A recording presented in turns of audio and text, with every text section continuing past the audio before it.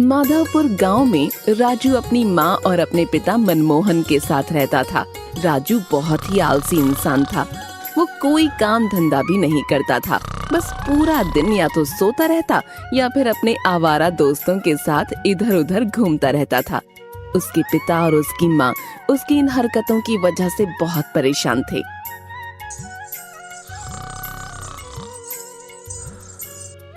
ओए राजू, चल उठ खड़ा हो और बाजार जाकर थोड़ा सा घर का राशन लेकर आ। अरे राजू उठ ना, सुन ले, खड़ा हो जा, सुन ले रे। राजू की माँ राजू को बहुत जगाती हैं, लेकिन राजू उठकर राजी नहीं होता।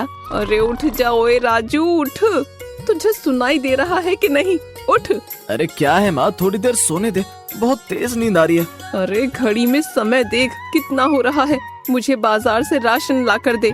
तेरे पिताजी खेतों पर से आने वाले हैं, अगर उनके आने से पहले खाना नहीं बना तो वो घर सर पर उठा लेंगे। माँ, जब पिताजी बाजार से होते हुए आएंगे तो तू पिताजी से ही घर का राशन मंगवा लेती, फिर मेरी नींद क्यों खराब कर रही है? अरे थोड़ी तो शर्म कर ले, एक तो तू दिन भर पड़ा रहता है और ऊपर से एक काम बोल दो तो तेरी आत्मा रोने लगती है। कम से कम घर के काम तो कर लिया कर। काश मेरा एक और बेटा होता, फिर मुझे तेरी जरूरत नहीं होती।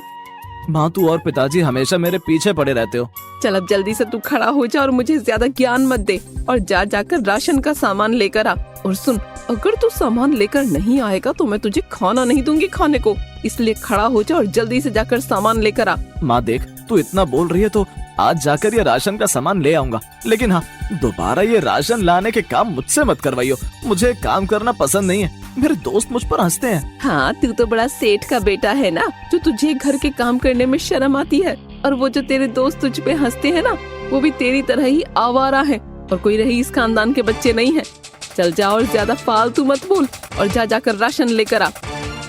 माँ की बात सुनकर राजू गुस्सा होकर बड़बड़ाता हुआ राशन लेने चला जाता है। जब देखो माँ और पिताजी मेरे पीछे पड़े रहते हैं। इन लोगों ने तो मेरा जीना हराम किया हुआ है। मैं इनका अकेला बेटा हूँ, फिर भी इन लोगों को मेरी कोई कदर नहीं है। जब देखो मेरे पीछे पड़े रहते हैं। राजू गुस्से में रामलाल की दुकान पर राशन लेने जाता है। राजू को गुस्से में देख रामलाल राजू से बोलता है, अरे राजू, क्या हुआ, इतना गुस्से में क्यों है तू?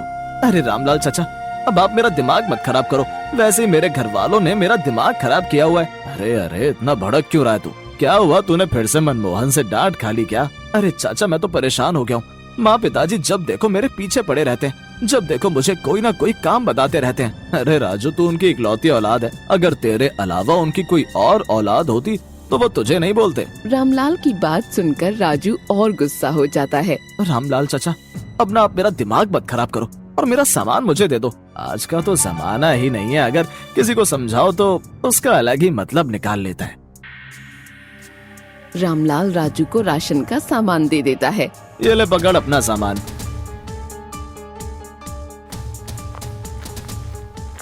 माँ पिताजी कम थे जो ये अब रामलाल चाचा भी मुझे सुनाने लगे। मैं तो परेशान हो गया हूँ इन लोगों से।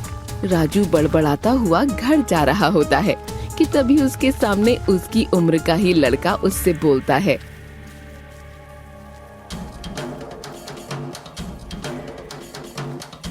अरे भैया, मेरी मदद कर दो, मैं बहुत गरीब हूँ, मैंने सुबह से कुछ नहीं खाया है, क्या आप मेरी मदद कर सकते हो? अरे भाई, मैं तुम्हारी क्या मदद कर सकता हूँ? भैया, मेरा नाम गज्जू है और मैं यहाँ काम की तलाश में घूम रहा हूँ। आप मुझे अपने यहाँ काम दे सकते हो?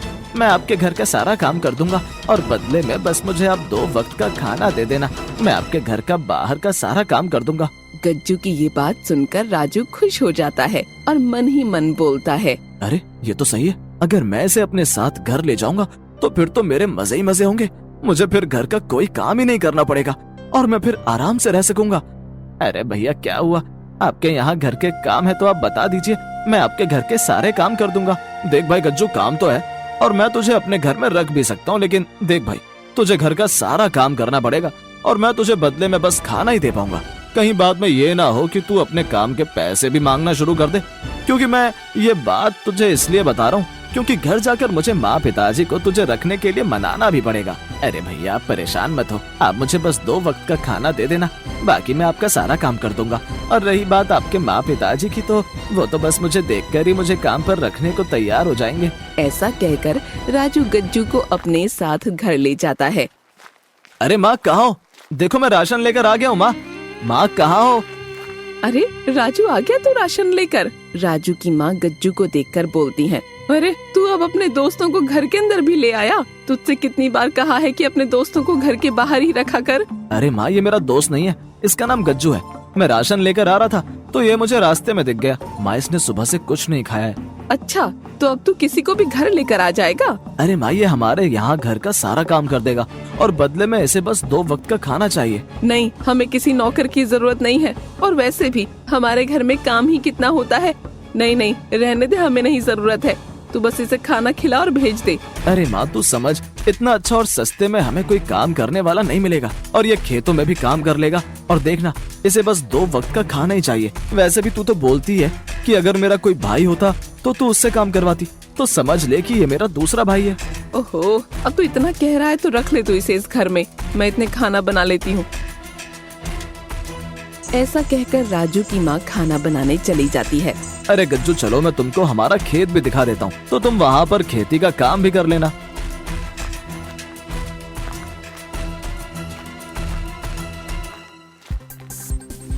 गज्जू ये देखो ये हमारा खेत है। हमारे इस खेत में आलू की खेती होती है। तुम्हें अब रोज सुबह जल्दी घर का काम करके यहाँ पर आकर खेती करनी होगी और फिर शाम को घर जाकर घर का काम करना होगा। राजू भाई वो सब तो ठीक है, लेकिन आपको मेरी भी एक बात माननी होगी। कौन सी बात? बता तुझे क्या कहना है। देखो भैया मैं आपके घर का और खेतों का सारा काम कर दूंगा, लेकिन आपको ये आलू बाजार में खुद बेच कर आने होंगे। मैं ये बाजार में आलू बेचने का काम नहीं करूंगा। लेकिन तुमने तो कहा था कि सारा काम तुम करोगे, लेकिन अब तुम फिर अपनी बात से मुकर रहे हो। देखिए राजू भैया ये सब्जी बेचने का काम तो आपको करना ही होगा, ये काम मैं नहीं करूंगा।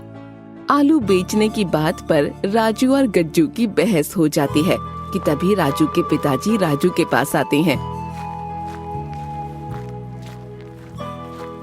अरे ओए राजू ये कौन है और तुम दोनों ये किस बात पर बहस कर रहे हो भाई? पिताजी इसका नाम गज्जू है और इसको माँ ने घर के काम के लिए रखा है। क्या घर के कामों के लिए? हाँ पिताजी, लेकिन पहले तो इसने कहा था कि ये हमारे घर का और खेतों का सारा काम करेगा, लेकिन अब ये बोल रहा है कि ये सब्जी बेचने का काम नहीं करेगा। हाँ तो ये सही बोल रहा है। जब घर के और खेतों के सारे काम ये कर रहा है तो तेरा भी तो फर्ज है कि तू भी कुछ काम करे। ये सही कह रहा है, अब से सब्जी बेचने का काम तू ही करेगा। पिताजी से काम करने की बात सुनकर राजू के तो मानो होश ही उड़ जाते हैं। लेकिन पिताजी मैंने कभी सब्जी नहीं बेची है, मुझे नहीं पता कि ये काम कैसे होता है। तू एक बार सब्जी बेचने का काम शुरू तो कर, तुझे सब्जी बेचनी अपने आप आ जाएगी। हाय हाय इस गज्जू को काम पर रख कर तो मैंने खुद ही अपने पैरों पर कुल्हाड़ी मार ली है। ऐसे ही कुछ दिन बीत जाते हैं। गज्जू घर में खेतों में बहुत ईमानदारी से काम करता है।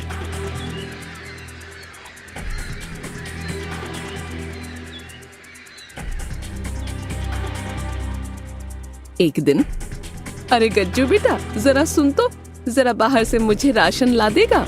जी माँ मैं अभी राशन ले आता हूँ। ठीक है बेटा, ये ले पैसे और जाकर रामलाल चाचा के यहाँ से राशन ले आ। राजू की माँ से पैसे लेकर गज्जू राशन लेने चला जाता है।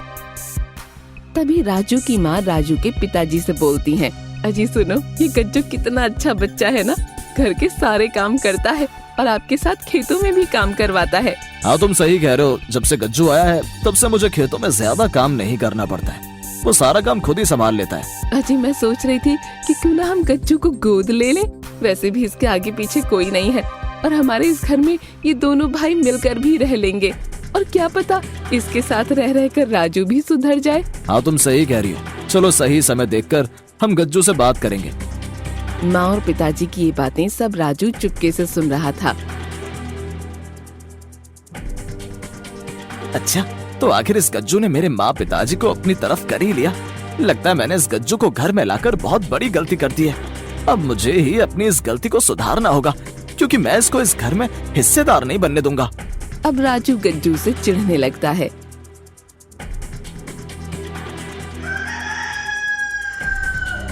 एक दिन, अरे बेटा गज्जू जरा आज तू खेतों पर चला जाएगा, क्योंकि मेरी तबीयत ठीक नहीं है, मुझसे खेतों में काम नहीं किया जाएगा। हाँ पिताजी मैं अभी बस घर का काम करके खेतों में काम करने के लिए जाता हूँ, आप परेशान मत होइए। और पिताजी आप अभी कुछ दिन आराम कीजिए और खेतों के काम की टेंशन मत लीजिए, मैं खेतों के काम संभाल लूंगा। गज्जू की ये बात सुनकर राजू गुस्से में बोलता है। पिताजी ये खेतों पर काम करने के लिए क्यों जाएगा? खेत हमारे हैं तो ये बाहर का आया हुआ क्यों हमारे खेतों में काम करेगा? आप परेशान मत होइए, आप आराम कीजिए, खेतों के काम को मैं संभाल लूंगा। अरे राजू भाई आप क्यों परेशान हो रहे हैं? मैं हूँ ना, मैं खेतों के काम को देख लूंगा, आप परेशान मत होइए, आप आराम कीजिए। अब वो मेरे खेत है, मेरी मर्जी, अगर मुझे खेतों में काम करने जाना है तो तू कौन होता है मुझे रोकने वाला? चल जाए यहाँ से। और पिताजी खेतों पर काम करने तो अब मैं ही जाऊंगा। राजू अपने माँ बाप के प्यार को बंटता देख गज्जू से चिढ़ने लगता है। एक दिन, अरे भाग्यवान, ये राजू को क्या हो गया है? अब तो ये सारे काम खुद से आगे आकर कर देता है। हाँ जी, मैं भी कुछ दिनों से यही सोच रही हूँ कि आखिर ये राजू को हुआ क्या है। आपको पता है, कल ही की बात है, मैंने गज्जू से कहा कि वो घर की सफाई करने में मदद करवा दे मेरी, लेकिन गज्जू से पहले राजू ने अकेले ही घर की सफाई कर दी। चलो सही है, क्या पता गज्जू के साथ रह रहकर हमारा बेटा राजू लायक इंसान बन जाए। हाँ जी, मैं भी यही चाहती हूँ कि राजू अब अपनी जिम्मेदारियों को संभालने लग जाए। माँ और पिताजी से अपनी तारीफ सुनकर राजू खुश हो जाता है। चलो अच्छा हुआ, कम से कम माँ और पिताजी की नजरों में मैं ऊंचा तो उठा, नहीं तो इस गज्जू की वजह से तो मेरी इस घर में कोई इज्जत ही नहीं थी। अब मैं ऐसे ही घर के और खेतों के सारे काम खुद से करूंगा और इस गज्जू के प्लान को मैं कभी पूरा नहीं होने दूंगा।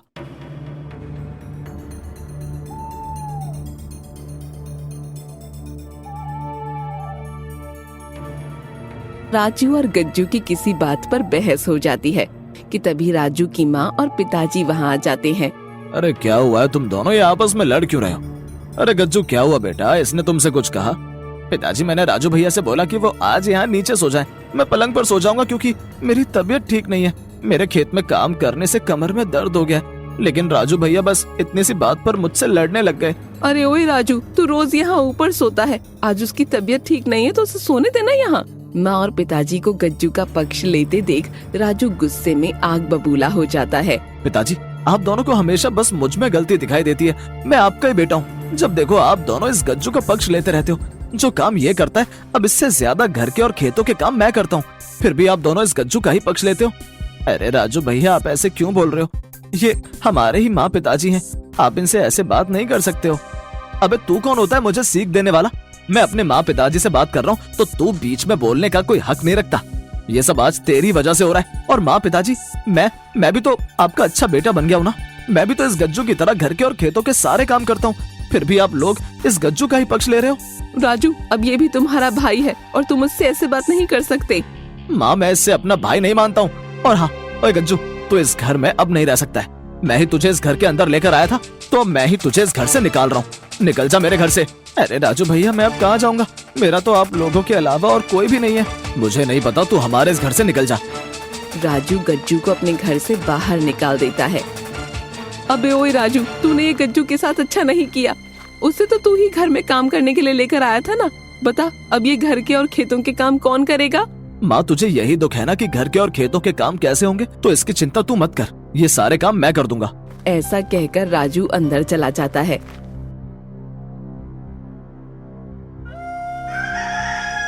और अगली सुबह राजू के घर में उसकी चाची अपने बेटे के साथ आती है। अरे कुसुम आओ आओ। अरे राजू जरा बाहर आके देख, तेरी चाची आई है। राजू जैसे ही अंदर से बाहर निकल कर आता है तो बाहर का नजारा देखकर गुस्सा हो जाता है। अरे ओए गज्जू, तेरी यहाँ दोबारा आने की हिम्मत कैसे हुई? रात को ही मैंने तुझे अपने घर से निकाला और तेरे पास ये अच्छे कपड़े कहाँ से आए? राजू भैया मैं कोई गज्जू नहीं हूँ, बल्कि आपका चचेरा भाई माखन हूँ।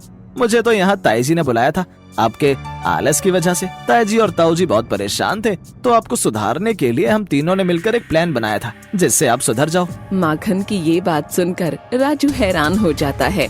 माँ पिताजी और माखन मुझे माफ कर दो, मैंने आप तीनों को बहुत परेशान किया है। मेरी वजह से आप तीनों को कितनी परेशानियाँ झेलनी पड़ी हैं, मुझे माफ कर दो। मैं अब से अपनी जिम्मेदारियों को समझूंगा। बेटा हम भी यही चाहते हैं कि तू अब अपनी जिम्मेदारियों को समझे, जिससे हम बूढ़े माँ बाप भी आराम से रह सके।